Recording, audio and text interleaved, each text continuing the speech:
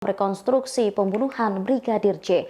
Kepolisian pun mengungkap menit demi menit detik-detik pembunuhan mantan ajudan Verdi Sambo di Duren 3, Jakarta. Terungkap pernyataan Verdi Sambo sebelum meminta Baradae menembak Brigadir J. Hasil rekonstruksi yang dilakukan pada Selasa 30 Agustus 2022 tersebut dirangkum dalam bentuk animasi oleh Humas Mabes Polri. Dijelaskan pada pukul 17.06.54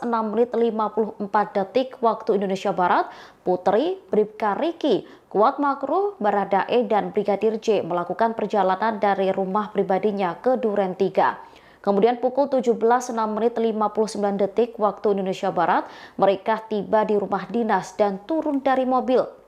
Pukul 17.07 waktu Indonesia Barat, Putri Chandrawati menuju ke kamar diantar Kuat Makruh yang berada di lantai